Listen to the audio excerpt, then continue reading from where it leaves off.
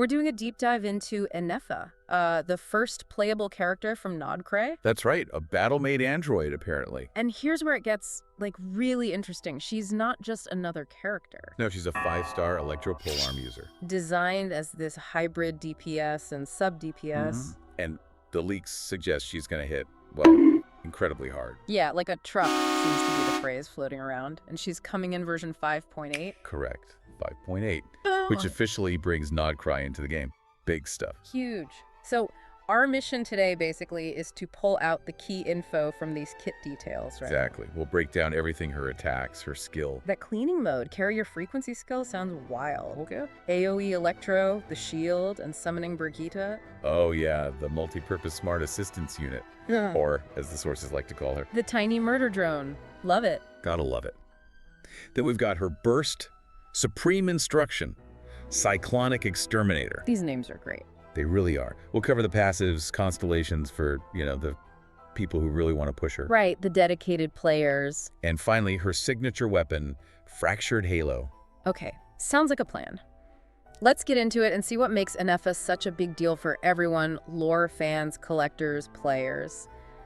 So let's start with the basics. Normal, charged, plunging attacks. Are they anything special? Well, interestingly, the sources are pretty blunt about it. They basically say they're nothing special. Huh, okay. Yeah, I mean, every character has them, but it seems clear Ineffa's real power, her unique stuff, lies elsewhere. In the skill and burst, mostly. Exactly. They're there, they function, but they're not the main event, just groundwork. All right, groundwork laid. Let's get to the main course then. Her elemental skill. This sounds like it does a lot. Oh, it absolutely does. It's kind of the core of her setup. When she uses it, bam, AoE electro damage right away. Okay, immediate impact. But that's just a start. It also puts up her optical flow shield barrier. Very important. Right, the shield. And it summons Brigitte, the multi-purpose smart assistance unit. Our tiny murder drone friend. That's the one. So yeah, this skill is doing offense, defense, and setup all at once. Okay, that drone name is just sticking with me. Let's talk about the shield first, though. How strong is it? What's special about it? It's seriously strong. At level 10, the scaling is 398.1% of her attack. Wow, nearly 400%. Yeah, plus a flat 35-1 absorption. Yeah. So it's a really beefy shield, comparable to some of the best shielders we already have. Like Zhongli levels, maybe? Or close. Getting into that territory, yeah. But here's the really unique part. It gets a 250% increased absorption against electro damage. Whoa, wait. 250%. It's Yeah. just electro. Just electro, yeah. The source literally says facing things like electro-assistant mages or the thunder manifestation becomes laughable. Okay, that's insane. That completely changes how you'd approach certain fights. Exactly. It's not just defense. It enables more aggressive plays against specific enemies you might otherwise have to be really careful with. That's some incredible utility right there. Okay, so what about Brigitte, our drone companion? What does she actually do on the field? So Brigitte is basically Ineffa's off-field buddy. She hangs around and fires off electro attacks. Dealing decent damage? Pretty good damage, yeah. Yeah. 230.4% of Ineffa's attack per shot. And she stays out for 20 seconds. 20 seconds is a good duration. It is. And the clever bit is how her duration interacts with the burst. Using the burst can resummon Brigitte, refreshing her timer. Ah, okay, so you can keep her out almost constantly. Pretty much. The skill cooldown is 16 seconds. So between the skill and the burst refresh, you can have near 100% uptime on Brigitte. That means constant off-field electro application. Exactly. Crucial for reactions. So Brigitte is providing defense via the shield setup, offense with her shots, and enabling reactions. Super versatile. Truly sounds like it. Okay, let's move to the big one. The elemental burst. Supreme instruction. Cyclonic exterminator. Love the name. What's the impact? Yeah, the name's great. The impact is, well, it's huge. The source says she basically yeets Brigitte into a crowd. She yeets the drone. Seriously. That's the word they used. And it deals a massive AoE electro, hit 1,218.2% damage scaling. 1,200%. Yep.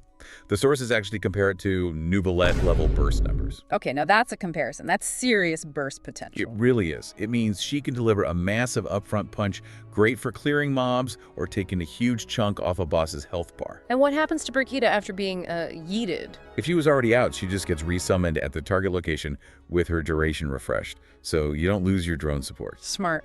Keeps the pressure on. So for damage like that, what's the cost? Energy and cooldown, is it usable often? Surprisingly reasonable, actually. It costs 60 energy. Only 60. Only 60, and the cooldown is just 15 seconds. Wow. 60 energy, 15-second cooldown for Nuvolette level damage. That's designed to be used basically every rotation. Absolutely. It makes her incredibly potent as either a main DPS cycling her burst or a sub DPS dropping that nuke every 15 seconds. Really enables quick team rotations. Okay, that's impressive. Let's shift to her passives. How do they build on this kit, especially with her being from Nodkrai? Any new mechanics? Yeah, the passives definitely add more layers and introduce some new concepts. Passive 1 involves something called thunderclouds. Thunderclouds? Like weather? Sort of. The sources suggest it might be a new environmental effect, or maybe an enemy debuff linked to Nodkrai. If these thunderclouds are nearby when Brigitte attacks, she triggers an extra strike. Woo, free damage. Free damage, yeah. It deals 80% of Ineffa's attack as lunar charge damage. Okay, lunar charge, that's new too. What is that? So, the sources explain lunar charge damage as a unique kind of electro damage. It happens when Ineffa or Brigitte interact with certain elements, or possibly these thunderclouds. It's like an enhanced electro effect.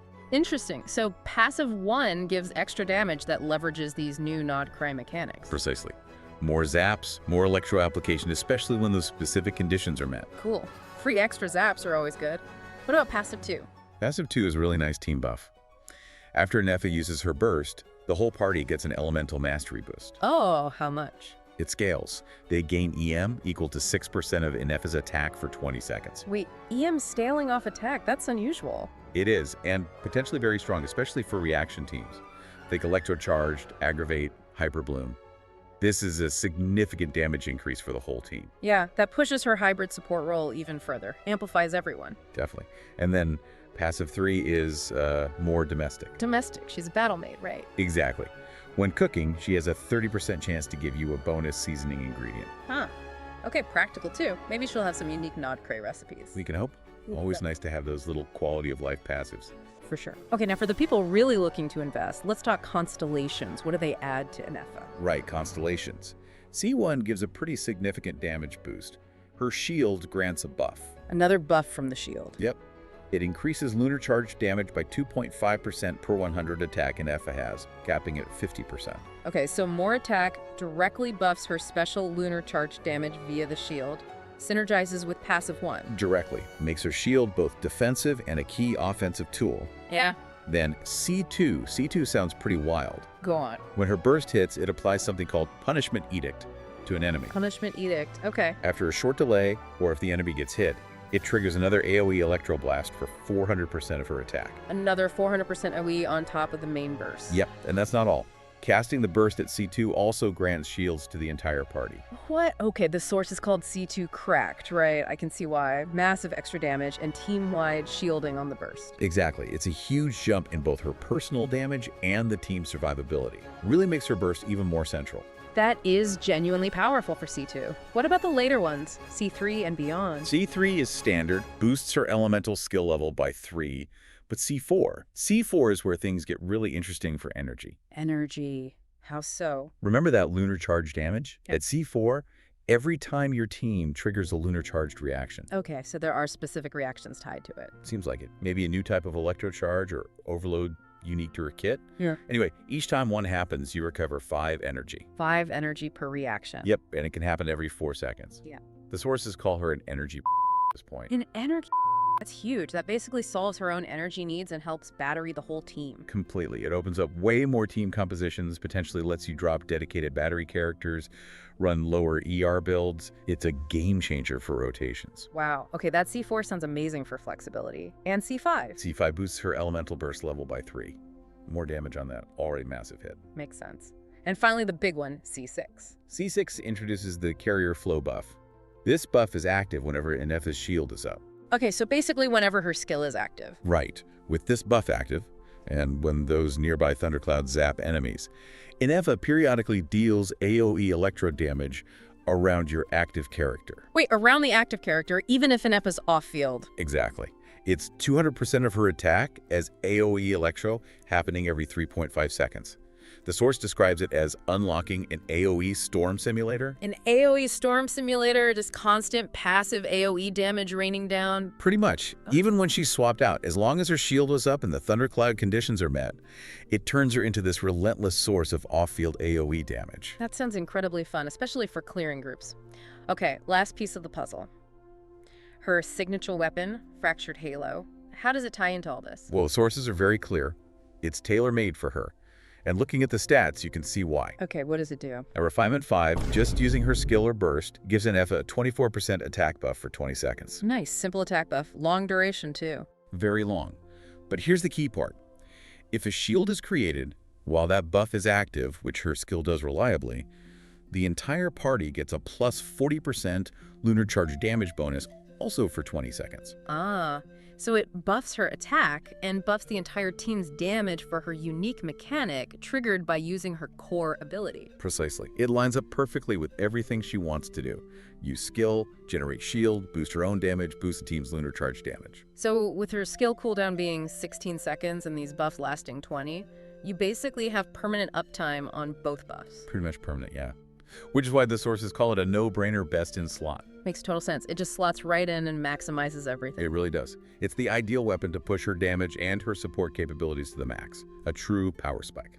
Okay, wow, that's a lot to take in. So what does this all mean for you? Well, in short, Ineffa looks like an incredibly strong 5-star electro polearm user. She really does seem to excel as both a main damage dealer and a sub-DPS. And she's genuinely unique, right? First character from Nodkrai, that battle-made android theme. Absolutely. She brings this potent mix of offense, really solid shielding, especially that crazy 250% electro absorption. Yeah, that's a standout feature for sure. And then clever off-field support with Brigitte, the drone. Her kit just sounds packed with, as the sources put it, electro goodness. Lots of smart mechanics. Definitely. High shield number, scaling off attack, that C4 energy generation, turning her into an energy... Right, that C4 sounds game-changing. And her signature weapon, Fractured Halo, just tying it all together. It really is that no-brainer best in slot. So if you like electro reactions, if you value strong shields and utility, and let's be honest, if you like the idea of chucking drones at your problem. Yeah. Or having an AoE storm simulator follow you around. Then Ineffa definitely sounds like someone to watch out for. Maybe even your new best friend in the game. Which brings us to a bigger question, really. Yeah. With Ineffa being the very first character from Nodkrai, introducing these new lunar-charged mechanics, these thunderclouds, what does her powerful entrance actually signal? Ah, right. What are the broader implications for, future lore, maybe new regions or other characters coming from Nodkrai down the line in Typhat? Exactly. What does this electrifying debut tell us about what's next?